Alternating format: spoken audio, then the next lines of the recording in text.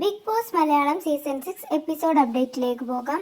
ഇന്ന് ബിഗ് ബോസിൽ jail nomination നടന്നിരുന്നു. അതിൽ പവർ ടീം നേരിട്ട് നോമിനേറ്റ് ചെയ്തത് ജാസ്മിനെയാണ്. പവർ ടീമിന്റെ ആ തീരുമാനം പേഴ്സണലി ഫെയർ ആയിട്ട് തോന്നിയില്ല. അതിനുശേഷം ജാസ്മിൻ പറയുകയാണ്, എനിക്ക് പവർ ടീമിനെ നോമിനേറ്റ് ചെയ്യാൻ പറ്റാത്തത് കൊണ്ട് ഞാൻ പവർ ടീമിന്റെ അടിമയായ ഋഷിയെ നോമിനേറ്റ് ചെയ്യുന്നു എന്ന്. അവിടെ ജാസ്മിൻ പറഞ്ഞു വരുന്നത് ഋഷിക്ക് ഒറ്റക്ക് നിൽക്കാനുള്ള കഴിവ് ഇല്ല എന്നതാണ്. ഇങ്ങനെ പറയാൻ ജാസ്മിൻ ഒട്ടും അവകാശമില്ല. കാരണം ഗബ്രി പോയപ്പോൾ ആദ്യം പോയി കെട്ടിപ്പിടിച്ചത് റസ്മിനെ ആയിരുന്നു.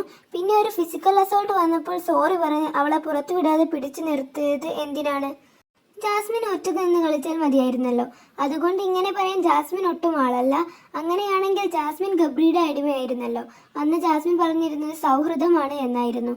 അപ്പോൾ അൻസിബയും ഋഷിയും സൗഹൃദമായിക്കൂടെ? എന്തായാലും ബാക്കി നാളത്തെ എപ്പിസോഡിൽ കാണാം. ഇതുവരെ നമ്മുടെ ചാനൽ സബ്സ്ക്രൈബ് ചെയ്യാത്തവർ സബ്സ്ക്രൈബ് ചെയ്ത് സപ്പോർട്ട് ചെയ്യണേ.